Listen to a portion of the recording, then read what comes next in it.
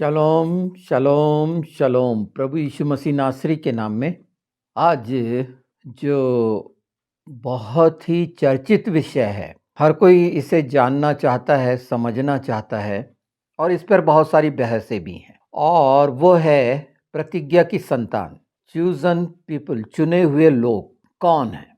और हम इसके आगे चलें उसके पहले इस बात को समझ लें, उन दो हिस्सों को समझ लें जो आत्मिक है, स्वर्गीय है और संसारिक है।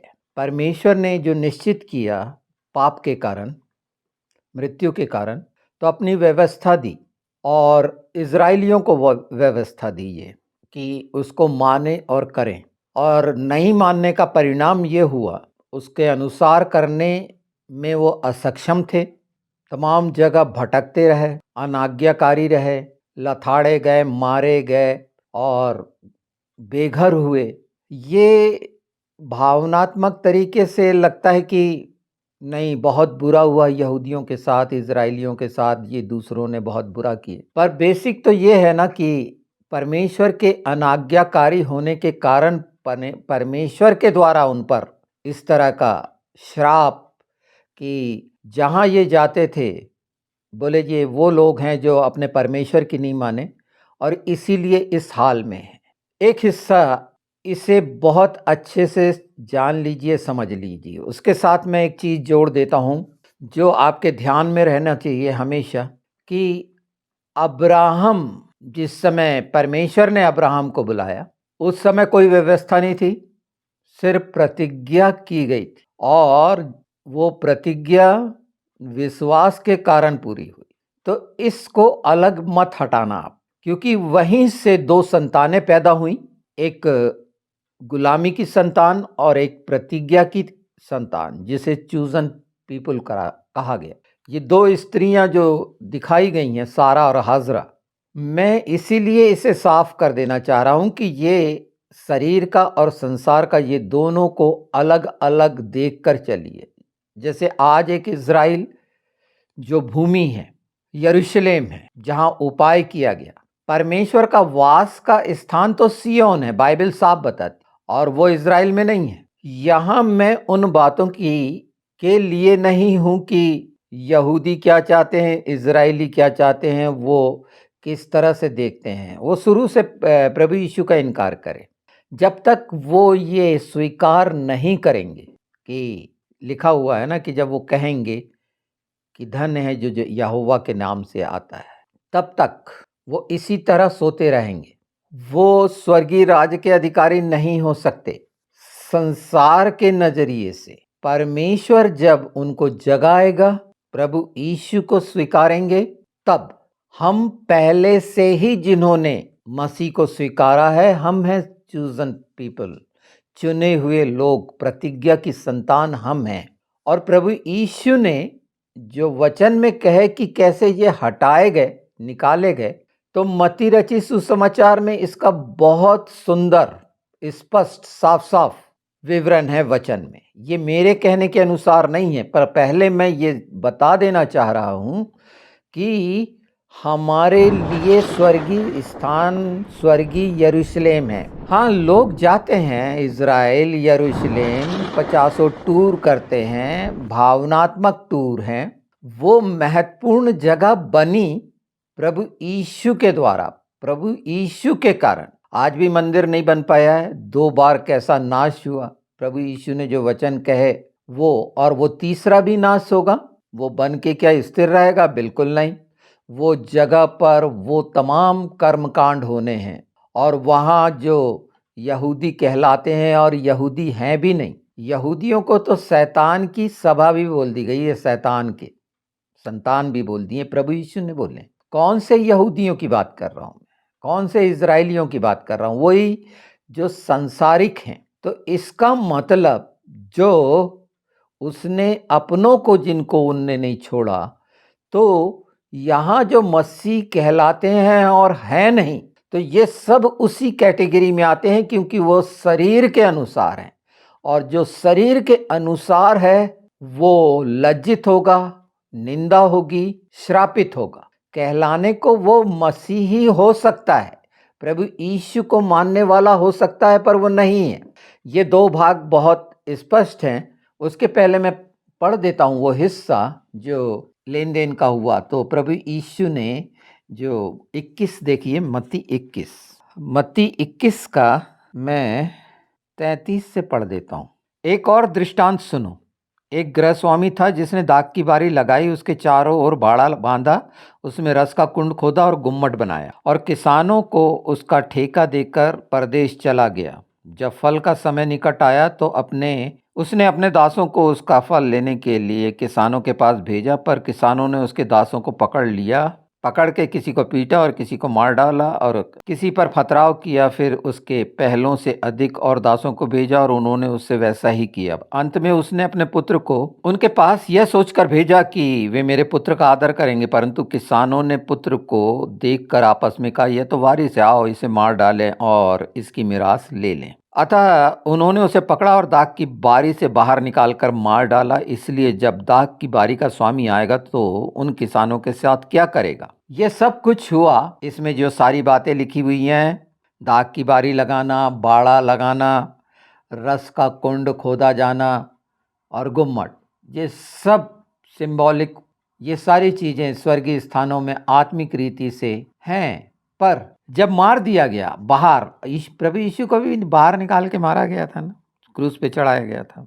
41, उन्होंने उससे कहा, वह उन बुरे लोगों को बुरी रीति से नष्ट करेगा और दाख की बारी का ठेका दूसरे किसानों को देगा जो समय पर उसे फल दिया करेंगे।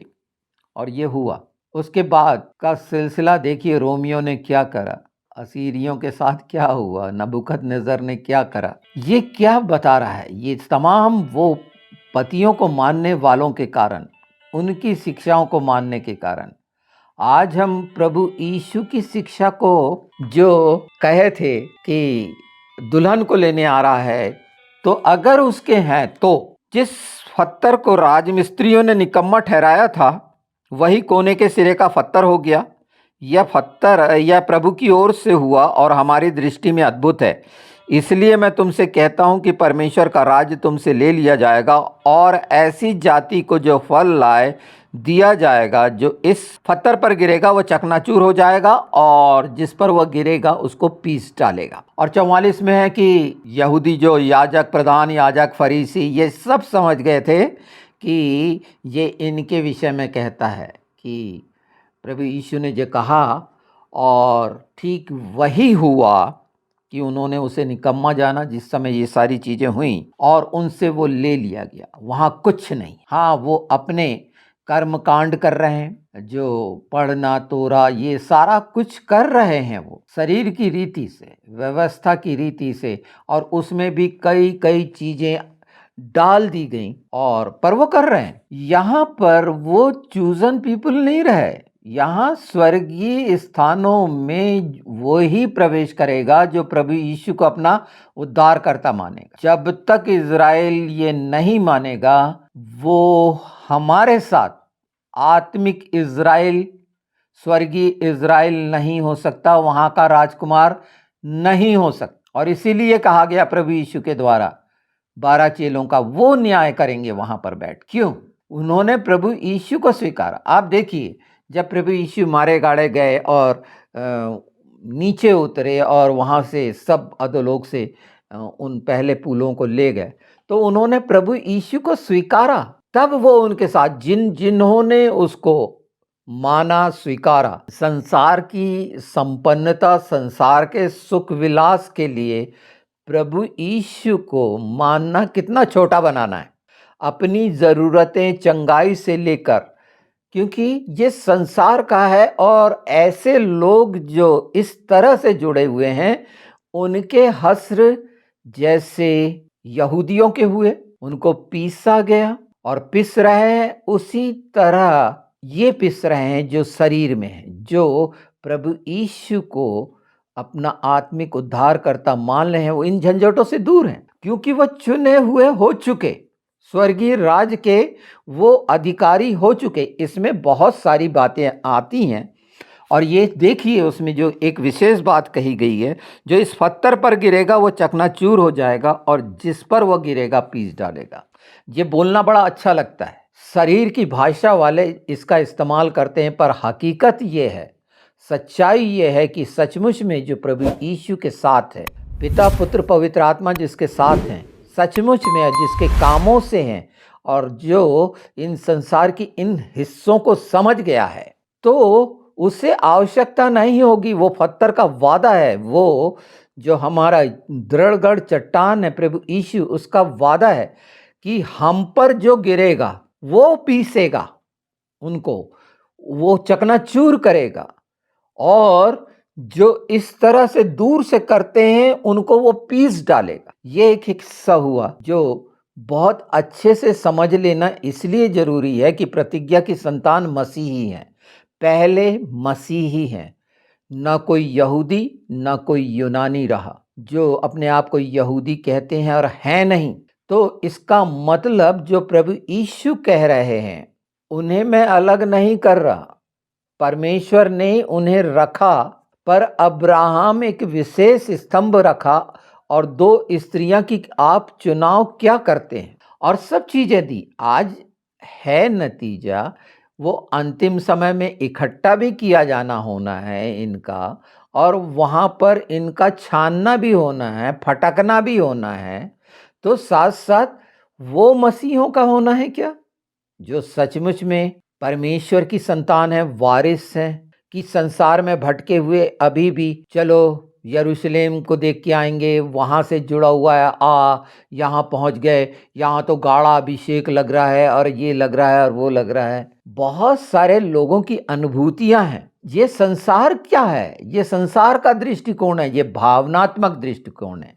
आप बिल्कुल जाइए, घूमिए, क्योंकि वो बहुत महत्वपूर्ण जगह सिर्फ इसीलिए है कि प्रभु यीशु ने वहां पर वो बातें जो करी, वहां पर हमारे लिए जो बोली, वहां पर कि हम स्वर्गीय राज्य के अधिकारी हों, और हमें मंदिर ठहरा दिया।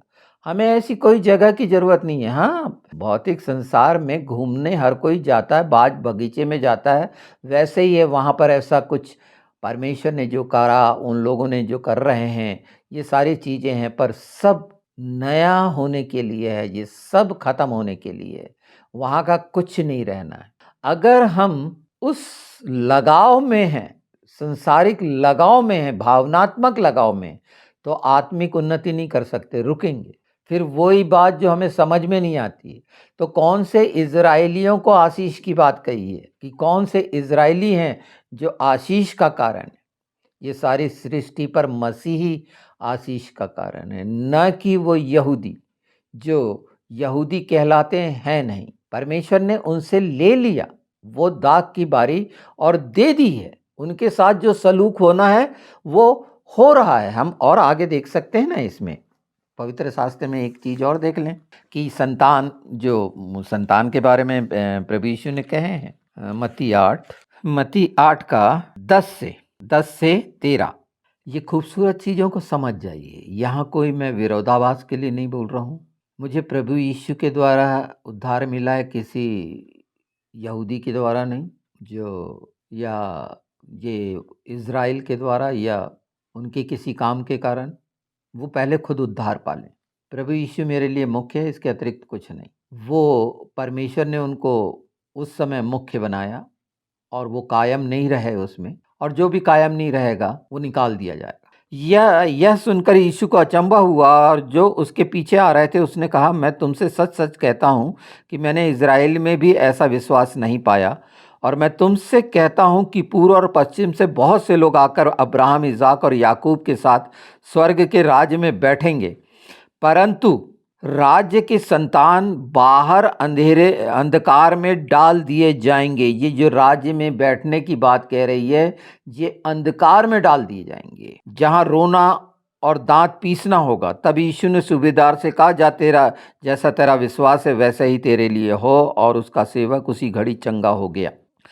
ये घटना जो पूरब और पश्चिम से आने वाले लोगों के लिए, ये वहाँ के यहूदियों के लिए नहीं है, जो आएंगी, जो सचमुच में राज्य की संतान। और इस बारे में अगर हम देख लें कि क्या है राज्य, तो मत्ती 13 का अगर हम 38 देखते हैं, जिस खेत संसार है, अच्छा बीज राज्य की संतान और जंगली बीज दुष्ट की संतान है। ये समझ लीजिए। अच्छा बीज कौन है? प्रभु यीशु के अलावा कोई नहीं है। वचन, आदि में वचन था, वचन ही परमेश्वर था और वचन परमेश्वर के साथ था। अनुग्रह के कारण वचन देहधारी हुआ। बहुत सिंपल है। और जंगली बीज वो सब जो मनुष्यों के द्वारा बनाया गया, तालमुदी शिक्षा हो, कुछ हो, जो मनुष्यों ने अपने रीति रिवाज बनाए, वो जंगली शिक्षा, जंगली बीज, उसके अतारात कुछ नहीं। जिस शत्रु ने उसको बोया वो शैतान है, कटनी जगत का अंत है। ये सारा कुछ शैतान, इसीलिए सिनेगॉग को भी शैतान का बताया गया है। और वहाँ पर घृणित वस्तु का बैठना बिल्कुल सही है। बहुत सारी चीज़ें, ऐसे ऐसे लोग आए, एक स्कॉफिल्ड करके, डार्बी और स्कॉफिल्ड, ये अनुवादक हुए जो उसके अनुसार ये बात साबित करने के लिए कोशिश की गई उसमें, जो अब बहुत स्पष्ट है। उस समय ये साबित करने की कोशिश की गई कि नहीं, जो इजरायली है वही चूजन पीपल। परमेश्वर ने उस समय चुना कि ये मेरी मानेंगे, पर अलग कर दिए गए। मैं फिर कह रहा हूं कि 430 साल बाद अब्राहम के व्यवस्था आई थी मूसा के द्वारा, परमेश्वर ने मूसा को दी। और उसके बाद के हाल देख लीजिए, नहीं मानने के बाद परमेश्वर ने उन पर कैसा कहर ढाया। यहाँ ये बातें नहीं है, यहाँ आज्ञाकारिता अनाज्ञाकारिता है। और ये हमारे लिए इसलिए रखे गए कि हम इस बात को देखें और समझें कि परमेश्वर की इच्छा क्या है, विवादों में ना पड़े। वो जो कहा गया है ना, उत्पत्ति 6:3, मनुष्य शरीर मात्र है, मैं कब तक इनसे विवाद करता रहूं, मतलब कुछ नहीं, मट्टी है। तो यहाँ पर बहुत अच्छा आगे जाके देखेंगे कि ये जंगली जो हैं सब जलाए और भुंजाए जाएंगे, इनका नाश कर दिया जाएगा, वो चाहे कोई क्यों ना हो, सिर्फ मसीह को छोड़कर। जो सचमुच में प्रभु यीशु मसीह जिसके जीवन में है, वो बाकी तमाम, चाहे वो किसी रब्बी की शिक्षा हो, किसी व्यक्ति विशेष की शिक्षा हो, वो शिक्षाएं वचन की शिक्षा से अगर मेल नहीं खाती, मैं तो खैर साफ साफ इन सब का इनकार करता हूं। और इसी कारण जो वो बातें हैं, पर सच आप जानकर अगर सुनने के बाद भी तो दोषी हो जाएंगे। और इस सच को आप 50 बार देखे समझे। रोमियो बहुत स्पष्ट है, 2, मैं आपको 2 भी पढ़ के सुना देता हूं। रोमी 11 को जरूर देखना, एक समय उसमें बात करेंगे कि पौलुस क्या कहता था, क्यों कहता था। वो तो जानता था इन सब बातों को, वहीं से तो निकला था, उनकी सारी बातों को वो जानता समझता था। मैं 26 से पढ़ता हूँ। इसलिए यदि खतना रहित मनुष्य व्यवस्था की विधियों को माना करे, तो क्या उसकी बिन खतना की दशा खतने के बराबर न गिनी जाएगी? और जो मनुष्य शारीरिक रूप से बिन खतना रहा, यदि वह व्यवस्था को पूरा करे, तो क्या तुझे जो लेख पाने और खतना किए जाने पर भी व्यवस्था को माना नहीं करता है, दोषी न ठहराएगा?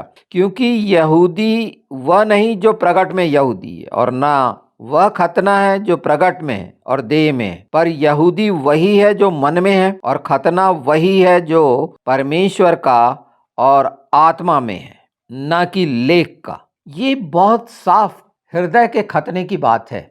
और यहूदी का मतलब होता है प्रेजिंग, परमेश्वर की प्रेजिंग करने वाली संतान, उसकी स्तुति महिमा करने वाली संतान। उस जात से नहीं, वो जो जाति बन गई और है नहीं, क्योंकि वो परमेश्वर की जाति का मतलब है उसकी आराधना करने वाला, और वो भी आत्मा और सच्चाई से करने वाला। ये सब जो प्रतिज्ञा की संतान के विषय में है ये। और मसीह हमारा मुख्य है, कोई ये संसार का इजराइल यहूदी नहीं। और इजरायली हम आत्मिक इजराइल हैं, उसके राजकुमार। गलातियों का एक बार हम पढ़ लें तो ज़्यादा अच्छा है, कि जो जिस सिलसिले में हमने शुरू किया है वो देख लें। गलातियों 4, ये सब इन बातों को और भी सील लगेगी इस पर इस बात को समझ लें, हमारे लिए सारी मनुष्य जाति परमेश्वर की संतान है, और प्रभु यीशु ने जगत के लिए अपने प्राण दिए। निश्चित वो यहूदा के वंश से आया, दाऊद के वंश से आया, और परमेश्वर की प्रतिज्ञा के अनुसार दाऊद के वंश एक शरीर और एक आत्मा, वो आत्मा में आया, शरीर में नहीं। तो 4 देखते हैं हम 21 से। तुम जो व्यवस्था के अधीन होना चाहते हो, मुझे बताओ, क्या तुम व्यवस्था की नहीं सुनते? यह लिखा है कि अब्राहम के 2 पुत्र हुए, एक दासी से और एक स्वतंत्र स्त्री से। परंतु जो दासी से हुआ वह शारीरिक रीति से जन्मा, और जो स्वतंत्र स्त्री से हुआ वह प्रतिज्ञा के अनुसार जन्मा। इन बातों में दृष्टांत है। ये स्त्रियां 2 वाचाएं हैं। एक तो सिने पहाड़ की, जिससे दास ही उत्पन्न होते हैं, और वह हाजिरा है। और हाजिरा मानो अरब का सीने पहाड़ है। ये अरब में है जो सिने है, जहां मैं वास करूंगा, परमेश्वर ने बोला उस समय। आज वो स्वर्गीय स्थानों में क्यों? वहां उस समय चाहा था, पर दासी की संतान। और हाजिरा मानो अरब का सिने पहाड़ है, और आधुनिक यरूशलेम उसके तुल्य है, क्योंकि वह अपने बालकों समेत दासत्व में है। पर ऊपर की यरूशलेम स्वतंत्र है, और वह हमारी माता है, क्योंकि लिखा है, हे बांझ, तू जो नहीं जानती, आनंद कर, तू जिसको पीड़ा नहीं उठती, गला खोलकर जय जयकार कर, क्योंकि त्यागी हुई की संतान सुहागन की संतान से भी अधिक है। ये साबित होता है ये कितने हैं। अगर ऐसा कहा जाए, मसीहों के मुकाबले ये मुट्ठी भर है, जो उन जगहों को मुख्य मानते हैं, और उन जगहों पर को मुख्य मानने वाले जो शरीर के अनुसार हैं और गुलामी में हैं, वो प्रतिज्ञा की संतान हो ही नहीं सकती। स्वतंत्रता की संतान जो प्रतिज्ञा की संतान है, जो विश्वास की संतान है, जो प्रभु यीशु पर विश्वास के द्वारा होती है, तो निश्चित वहां बहुत लोग हम होंगे। हे भाइयों, हम इज़ाक के समान प्रतिज्ञा की संतान हैं। और जैसा उस समय शरीर के अनुसार जन्मा हुआ, आत्मा के अनुसार जन्मे हुए को सताया था, वैसा ही अब भी होता है। सताया गया था ना, उस समय भी सताया गया। इज़ाक किसके द्वारा? इस्माइल के द्वारा। आज भी यही कुछ, जो बहुत से हिस्सों में बढ़ गए हैं, जिनका नाम बहुत स्पष्ट है। इन बातों में, और ये बातें क्यों मैं कह रहा हूं, इसमें बहुत से विवाद हैं। विवाद का पवित्र आत्मा के द्वारा ये जो चल रहा है, मैं चाहता हूं कि पवित्र शास्त्र की ये बातें देखें, और विवाद से हटने का सर्वोत्तम तरीका यह है कि शरीर और आत्मा, इन दोनों को मिलाने की कोशिश मत करिए। शरीर शरीर है, आत्मा आत्मा है, और शरीर के द्वारा जितना कुछ है, इसके पहले, प्रभु यीशु के पहले, वो सब लपेट और वो नाश कर दिया जाएगा। पर जो आत्मा के अनुसार है और सचमुच में है, नहीं तो वो हिस्सा जो शरीर का है, वो उनके लिए पूरा मॉडल है। उस मॉडल पर चलकर, वो ऐसे लोगों का मॉडल है जो सोए हुए हैं। वो उन 5 कुंवारियों का मॉडल है जिनके पास तेल नहीं है, सो ही रही। वैसे तो 10 सो गई। प्रभु यीशु ने हमारे सामने ये बहुत स्पष्ट रख दिए हैं। इस पे लोग बहुत गुस्सा भी होते हैं। कईयों का यहूदी प्रेम बहुत जबरदस्त है, इज़राइल का प्रेम, हाँ हम इज़राइल के साथ हैं। कौन से इज़राइल के साथ हो आप? कत्ल तो हमेशा हो रहा है, कत्ल हो रहा है। वो हमास कर रहा हो, इज़राइल कर रहा हो, वो तमाम ईरान करवा रहा हो, उसमें तमाम अरेबियन कंट्री करवा रही हो, ये अमेरिकन एदोमी करा रहे हो, यूरोपियन करा रहे हो, वो कत्ल है, वो इंसाफ नहीं है। एक यूएन को बना के रख दिया गया है। तो ये शरीर का जो कर्म कांड चल रहा है, ये शैतानी कर्म कांड है। ज्यादा अच्छा है कि ये अब भी पुकार लें, और इनमें से कई निकल आए हैं, बहुत से जो मैसियानिक जूस कहलाते हैं, मसीह को मानने वाले यहूदी। तो उन्होंने ज्यादा अच्छा समझा है ना, ऐसा लगता है। नहीं, प्रभु यीशु ने जो हमें देके गए पवित्र आत्मा, वो ही आत्मा यहूदियों को मिली। पिछले उसमें मैंने पवित्र आत्मा का उतरना और कुरलेनियस का बताया था। वो सब के लिए है पवित्र आत्मा। यहाँ यहूदी यूनानी कुछ नहीं, खतना खतना रहित नहीं। यहाँ सब जिनका मन का खत्मा हुआ है, जिनका हृदय मांस का है। आपको एक चीज बता दूं, इसमें लूका रचित सुसमाचार, उसका हम देखते हैं 63 से। जो मनुष्य यीशु को पकड़े हुए थे, वे उसे ठट्टों में उड़ाकर पीटने लगे, और उसकी आंखें ढांक कर उससे पूछा, भविष्यवाणी करके बता कि तुझे किसने मारा। उसकी आंखों को ढांपे प्रभु यीशु की, और बोलते हैं, बता तुझे किसने मारा। सारे संसार में प्रत्येक और प्रत्येक बहुत अजीब लगेगा, बहुत खतरनाक है। सब जानना चाहते हैं अपने विषय में और पूछते भी हैं। अलग अलग लोग, अलग अलग तरीके, बहुत सारी चीजें रखी गई हैं संसार में कि मेरे बारे में भविष्य बताओ। आत्मा का भविष्य प्रभु यीशु ने निश्चित कर दिया है, स्वर्गीय स्थान। अगर फिर भी आप पूछना चाहते हैं तो यीशु से पूछ लो ना, प्रभु यीशु से। पर ये याद रख के पूछो, क्योंकि ये मनुष्य का एक स्वभाव है, किसी की सच्चाई जानने के लिए उस पर, और पिलातुस भी यही कर रहा था, वो जानना चाहता था ना कि कोई चिन्ह दिखाए, कोई ऐसी बात। क्यों? ये सब कोई के मन के अंदर ये भरा हुआ है, और ये भरा हुआ है तो क्या अविश्वास नहीं दिख रहा कि मैं स्वर्ग में नहीं जाऊंगा या जाऊंगा? प्रभु यीशु को स्वीकारे हो, वचन को स्वीकारे हो, जिस तरह बोलते हो वो उठा लिया गया, हम उठा लिए जाएंगे, उसके बाद भी शंका का ये बीज किसे अंधा कर रहे हो? प्रभु यीशु को। वही कर रहे थे, अनजाने में मनुष्य पट्टी बांध के, उसको पट्टी बांध पूछना चाहता है। जिसने आंखें दी हम, जिसने समझ दी और बता दिया, जिसने कहा कि ये लहू ले लो और ये मांस ले लो, मैं रोटी हूं, जल हूं, प्रकाश हूं, सच्चाई हूं, फिर भी पूछने चले। पूछने साउल भी गया था। वो दुनिया भर के पूछने जाते हैं ना, सुबह शुभ मुहूर्त संसार का, नहीं ये विशेष दिन।